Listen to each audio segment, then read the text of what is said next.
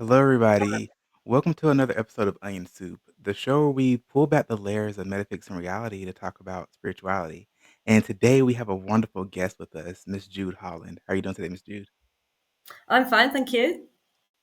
Thanks for coming on. So you are a woman's abuse therapist. Tell us about that. Okay, so I've worked with women now for about 25 years, and I kind of work with them through a specific 8-week program, which kind of covers some of the areas that being in an abusive relationship, some of the challenges that kind of creates.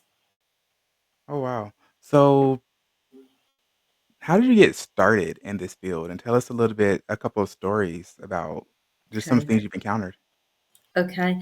So for me, my journey, I suppose I trained as a therapist 25 years ago.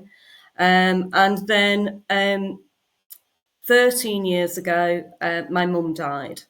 And when that happened, I also found out 2 days later that my long term relationship partner was having an affair.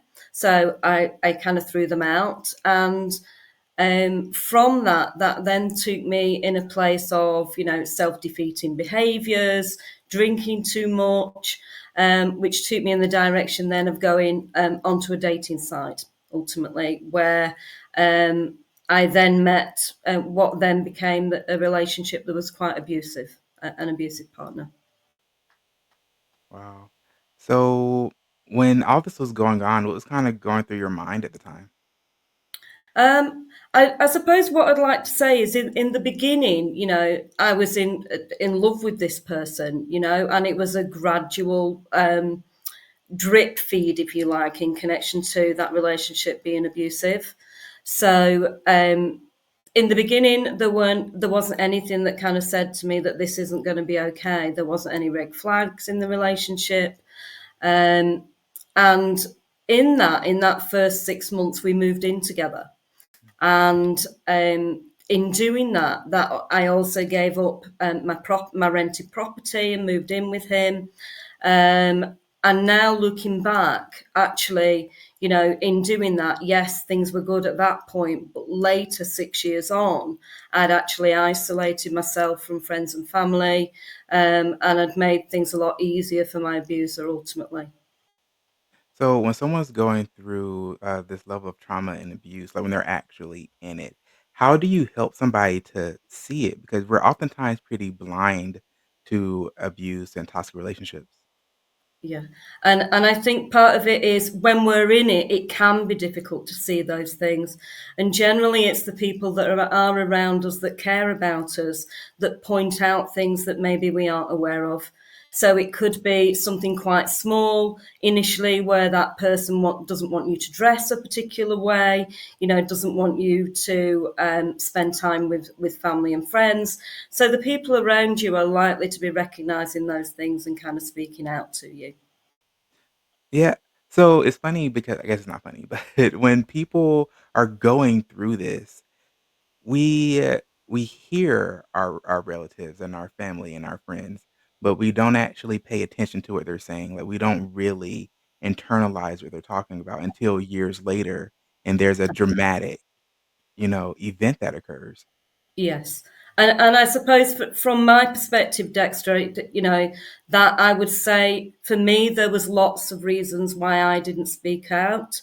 Um, you know, that sense of shame. I was a working professional, working as a therapist. How will I be seen by others that I was in an abusive relationship? The fact that the abuser kind of being in that relationship erodes your self-esteem, and you believe that no one else is going to love you or want you outside of this relationship. Ooh, I really wanna dive into that when you were talking about being a behavioral therapist or being a therapist that was going through the trauma and abuse, because I feel like a lot of times when people are in a abusive relationship or in a really bad, tough situation, one of the things that holds them back from speaking up is their own self-image. Hmm. Hmm. And in being in that relationship, where it was emotionally abusive, mentally abusive, and in the beginning of that relationship, financially abusive. You know, what I didn't kind of recognize in all of that at the beginning. And I suppose what felt different for me, I suppose, and what changed and put me in a place of wanting to leave was that relationship became physically abusive. Mm. So, what would you say to somebody when, they say that everything happens for a reason, Hmm. and not to bypass any type of trauma. But what do you say to somebody when that comes up in conversation? What do I say in what way? So, when people say everything happens for a reason and, Mhm. this person is being traumatically abused, how do you respond to that situation when someone says, "Well, everything happens for a reason, God must have a meaning to it, there has to be some type of purpose." How do you respond to that? Okay. And I suppose what I would say is that in that situation, it feels very much like you don't have choice. You're isolated, you don't have a voice. And ultimately, it isn't something that you choose. It's a situation that happens to you. And it is so important to access support because ultimately the patterns in that relationship of, you know, losing your voice, not being assertive, not feeling like you can say no because that relationship, that argument could escalate to violence. All of those things um, kind of keep that person in that place, and it's about that belief that actually things can be different. And I suppose what I would say is that you know silence creates violence Mm, and that we have to kind of speak out. And for me, I spoke out to my dad's next door neighbor. I spoke out to my sister towards the end of the relationship. And I also spoke out to an ex police officer who was someone that I was working with at the time. So it is so important to kind of speak out, but generally, it is when things have escalated, maybe to a critical point when a person feels that they can do that. And it's so important that someone has support to enable them to do that and move yeah. forward. How did you find your voice after that? Like, be able to speak up for yourself? There was two critical incidents for me, challenges which made me decide I had to leave. So I'd been out at a Christmas party. We'd been together, and we'd been out as a Christmas party, and I'd had quite a lot to drink, and um, we came home and we were arguing, and at that point, it kind of escalated at that point to physical abuse. Mm, And he was strangling me at the top of the stairs, and I thought at that point, I have to leave. I'm going to die. But what I didn't realize at that point as well was that I was also pregnant. So I was mm, 45 at that point and really wanted to be a mother, but at the same time knew that if I had this child, this man would always be in my life, you know. So it was such two critical points for me that made me decide to leave. And also, from a victim's perspective, leaving is one of the most dangerous times in the relationship. So when I left, I made him believe that we were leaving together.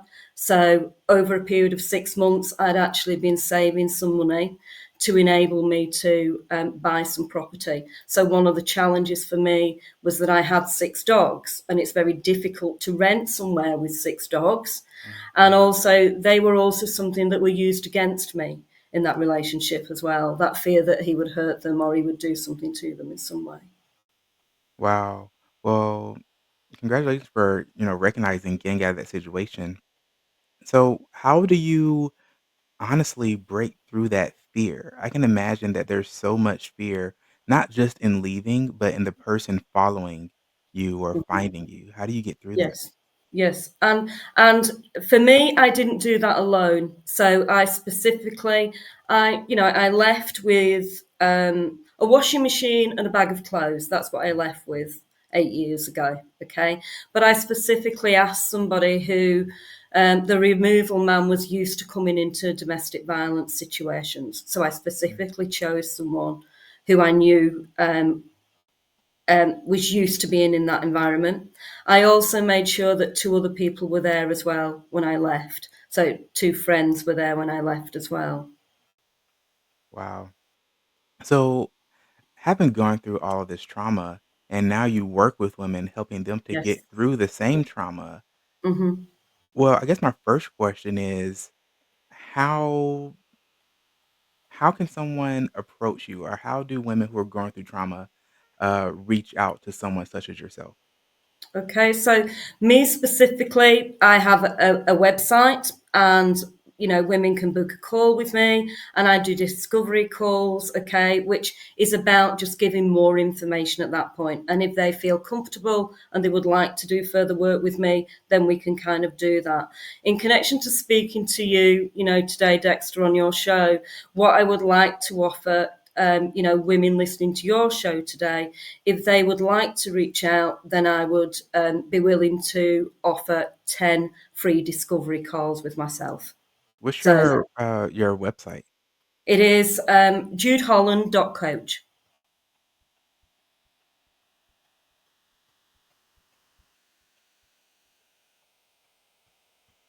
Alright, I would definitely wanna add that on because I feel like that's very important. I usually wait until the end of the show to start asking Mhm. this. I really wanna make sure that people, who don't watch the whole show, can really get this information because it's really important and very powerful.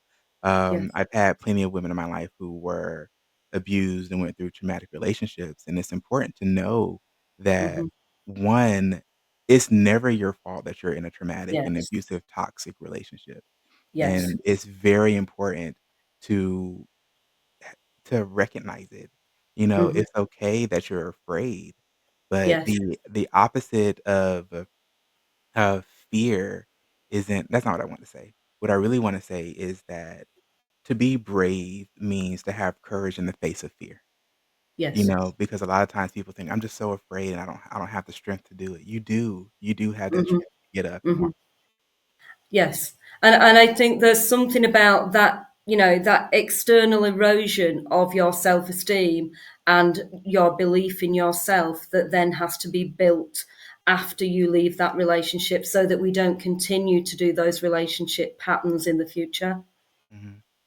Yeah, and that's really important to touch on because a lot of times what'll happen is you'll have an individual who's in a toxic relationship and then jump to another toxic relationship. And it's Yes. because, you're not really recognizing those patterns and you're not seeing those red flags. And like you Mhm. said, a lot of times it's difficult to see those red flags early on, Mhm. especially when you're dealing with a narcissist. Exactly.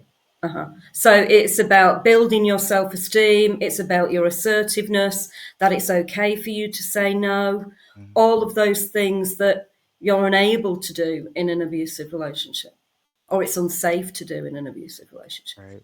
So how do you help someone to rebuild their self-esteem? Okay, we start from the beginning. So we look at those negative thoughts. We look at setting goals for the future. We look at reducing those negative thoughts and feelings and that sense of isolation. And starting with that compassionate voice to yourself and that compassionate self-talk, like you said, that it's not your fault. You were not to blame. Making those informed decisions for the future. Um, and it's okay to say no. It's okay to set boundaries in relationships and to look after you and looking at your future choices. What do you want your life to be? I love that. So do you have any practices that can help someone to get from really feeling isolated and being alone to being a strong individual person? I think there's lots of different things that can be done. Ultimately, it starts with speaking out. Silence creates violence. So it starts with speaking to whoever you feel most comfortable with. And then, maybe we're looking at what you want your future to look like. So if I asked you personally, Dexter, in our working life, we might be asked to do a 5 year um, kind of vision board of what we Mm, want things to look like. But if I asked you then to do one for 12 months, You know, what do you want your life to look like in the future? You can choose what it looks like, you know. That's one of the ways of looking forward. If our mind doesn't know where we're going, we're not going to get there. Yeah, I love that, and it's funny because when I started getting really into, not just my spiritual journey, but as an entrepreneur, I started Mhm. to realize they talk about the exact same things as far as journaling and creating a type of roadmap. It's exactly Mhm. how you said, your mind cannot take you to somewhere where it doesn't know where it's going. Yeah. Yeah. Yeah. Yeah. So if you know, and for everybody that kind of vision board can be different.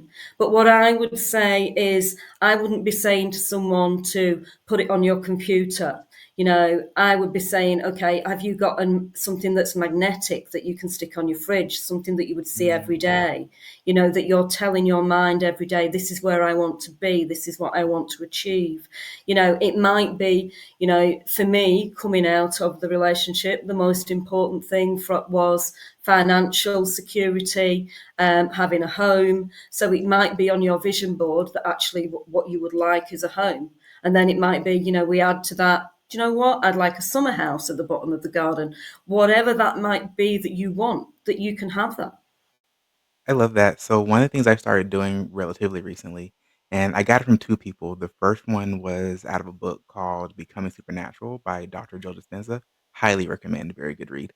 The other one was from another coach I was talking to, and it was about making a recording of your own voice and Mm-hmm, speaking into the recording in the affirmative and in the present, mm-hmm, saying that mm-hmm. I am this, I have Yes, these things, yes, and constantly re-listening to that recording. yeah. So, which for me very much is about that compassionate voice. That Mm. voice in your head, what does it sound like? Would you speak to a child the way that you're speaking to yourself? And the answer to that probably would be no. Yeah. Wow, I love that because I tell people the exact same thing. We wouldn't be so harsh on a child or we wouldn't be so harsh onto a friend.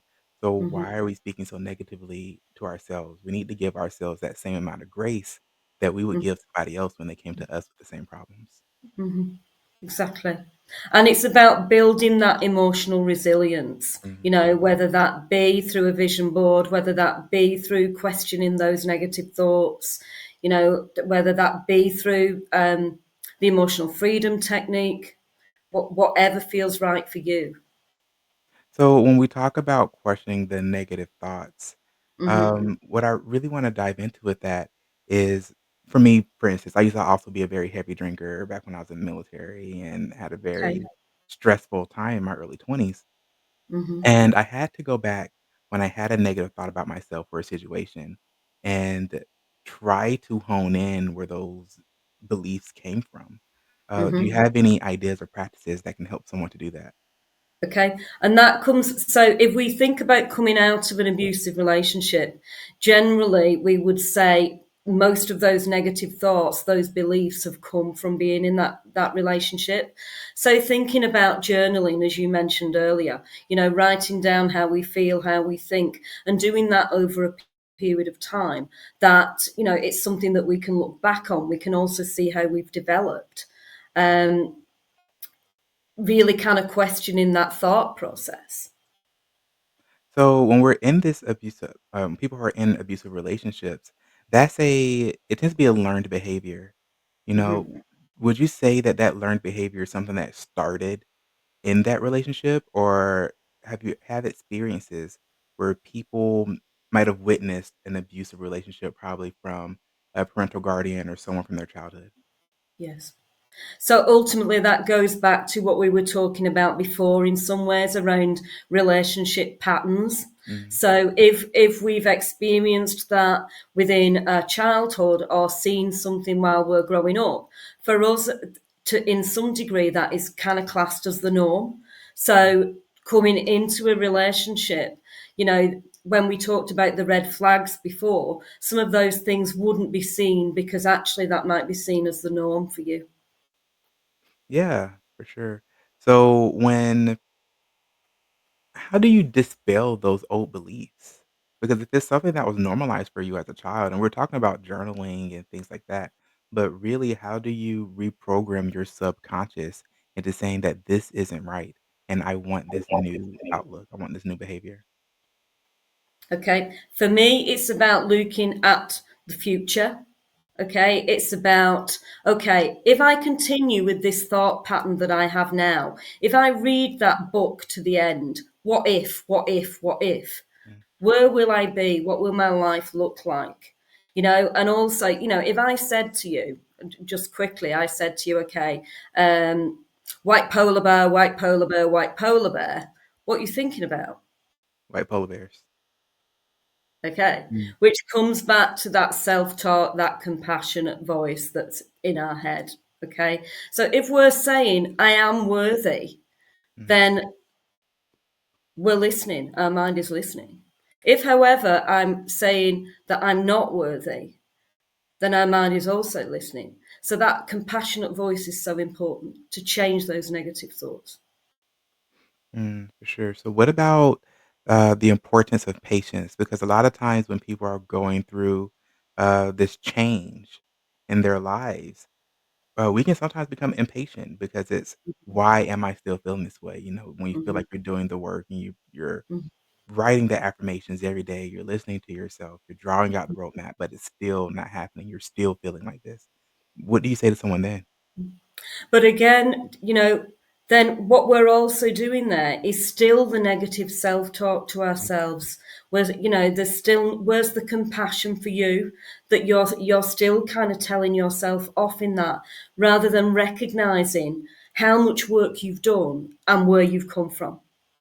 Mm, So, if I looked back over a diary of 8 years ago to where I am now, I would say 8 years ago, I left with a carrier bag and nothing. 8 years on, I have three properties and I've remarried. mm. So it's about that being able to look back and also be looking at where you are now. When I look back at my own life, I did the same thing. Well, I used to do the same thing, I would say. I would look back at the fact that when I first moved here, I live in Phoenix.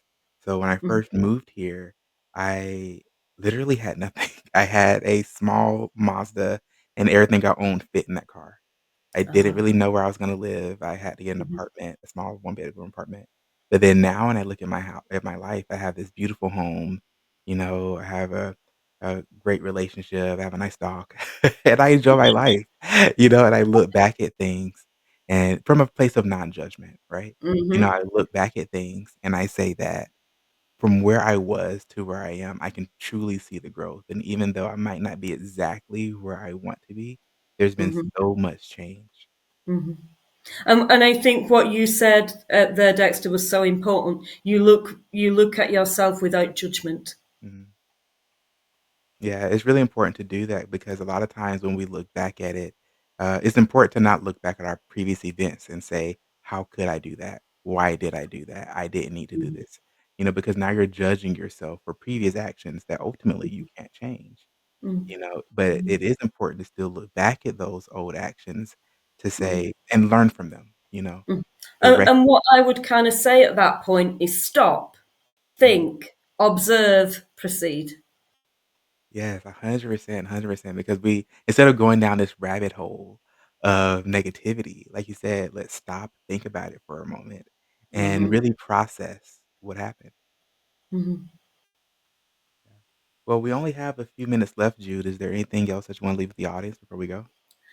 I suppose, like I said earlier, if people want to reach out, that they can do that.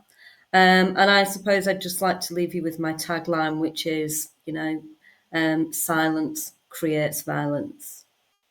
I love that silence creates violence. I'm definitely gonna start using that. Well, thank you so much, Jude, for coming onto the show today. And I want Thank to you. thank everybody for tuning into this episode. And please, if you are having any type of issues, if you're going through, if you even think that you're in a traumatic or toxic or Mm. abusive relationship, please reach out to somebody. I've left Jude's contact information up on the screen and just talk about it because silence creates violence. Thank you. Thank you, everyone. Thank you, Jude, and have a wonderful rest of your day.